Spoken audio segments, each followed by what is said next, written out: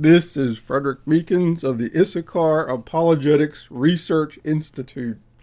On an episode of Issues Etc. examining pop culture apocalypticism, Lutheran minister Jonathan Fisk admonished that believers need to get away from an American Republican view of Christianity, that we are meant to live a good life here and now to a ripe old age, after which we go on to our eternal reward in heaven.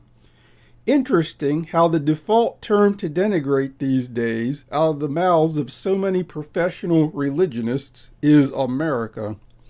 Furthermore, is his enunciation of the term Republican also invoked to besmirch the ideological proclivity of those assembling under the banner of the GOP to believe that the path towards the broadest swath of prosperity for the greatest number is to be found in individuals for the most part left alone to pursue their own well-being, dreams, and callings?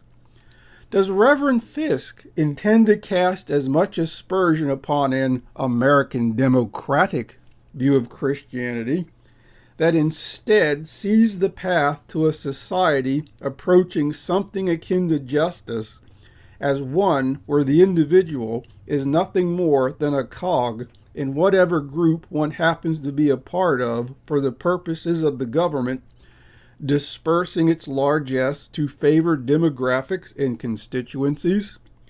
Furthermore, is the desire to maximize pleasure and evade misery necessarily a distinctively American characteristic? Or is it that America, through the blessings of the Almighty, has been more successful than most regimes in achieving this most desirable yet elusive state of affairs? For one will find that the average third worlder, unless brainwashed by the likes of fanatic Islam, is usually as averse to pain as most Westerners. Is it just that their respective society has not been as successful in alleviating these vicissitudes? Often those given towards ostentatious, verbalized declarations of their own piety articulate a willingness to welcome increased suffering.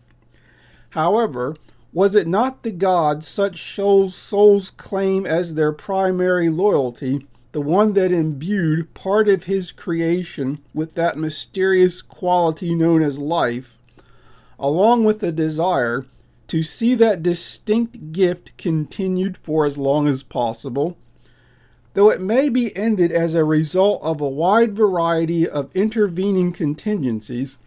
If the believer strives to live by these principles God has established in the social sphere, won't the odds be in your favor for a life characterized by a bit less trouble?